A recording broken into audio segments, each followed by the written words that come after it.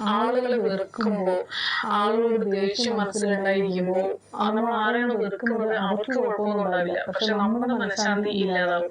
നമുക്ക് ജീവിതത്തിൽ ഒരു സന്തോഷം ഉണ്ടാവാനുള്ള അവസ്ഥ, അങ്ങനെ ഒരു സാഹചര്യത്തിനെ നമ്മൾ ഒഴിവാക്കുകയാണ് ചെയ്യുന്നത്. ആളുകളോട് വെറുപ്പ് വെച്ച് നടക്കുമ്പോൾ, അവരോട് പകരം വീട്ടാനായി നടക്കുമ്പോൾ, പകയെ മനസ്സിൽ വെച്ച് നടക്കുമ്പോഴൊക്കെ നമ്മൾ നമ്മളെ തന്നെ ഇല്ലാതാക്കുകയാണ്. നമ്മുടെ മനസ്സമാധാനമാണ് നമ്മൾ ഇല്ലാതാക്കുന്നത്.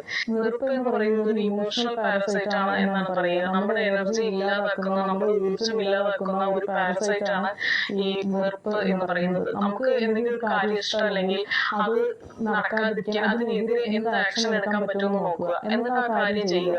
ചില കാര്യങ്ങളൊക്കെ നമ്മുടെ കൺട്രോളിലായിരിക്കില്ല, നമുക്കൊന്നും ചെയ്യാൻ പറ്റില്ല. അങ്ങനെയുള്ള കാര്യങ്ങളെ നമ്മൾ അങ്ങ് വിട്ട് കളയുക. അതിൻ്റെതായ രീതിയിൽ അതിന് വലിയ പ്രാധാന്യം കൊടുക്കാതെ വിട്ട് കളയുക. അത്രേ നമുക്ക് ചെയ്യാൻ പറ്റുള്ളൂ.